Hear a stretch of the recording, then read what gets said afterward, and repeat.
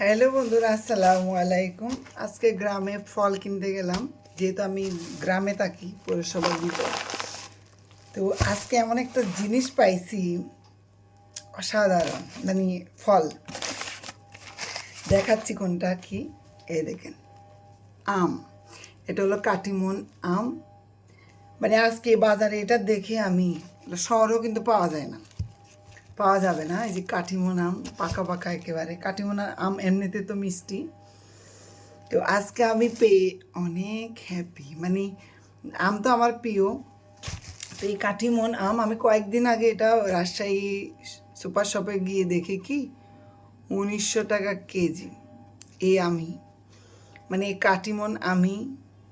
তো আজকে এটা গ্রাম, যেহেতু গ্রামের মানুষের তো এত গিয়ে না, গ্রামের এই যে এটা একটু আগে দিয়ে গেছে ওদেরকে ছিঁড়ে, মানে ফ্রুটের দোকানে দিয়ে গেছে বিক্রি করার জন্য। 330 টাকা করে নেওয়া হয়েছে। দেখেন,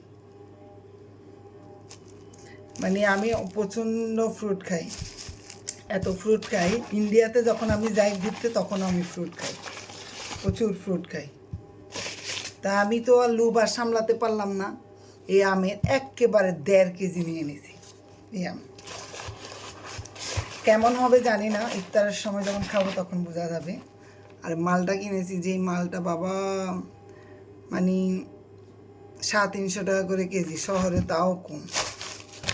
অ্যাপেল, মানে আপেল। আর তরমুজ কিনেছি।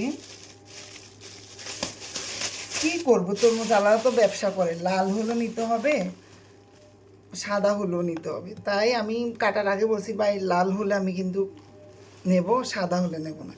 দেখতেছি একদম বালি বালি, দেখেন লাল, এত লালও না। আর লাল কিন্তু এটা ন্যাচারাল লাল, আর যেটা একদম অতিরিক্ত লাল এটা আমাদের রং দেয়। তরমুজ নিয়ে আসছি।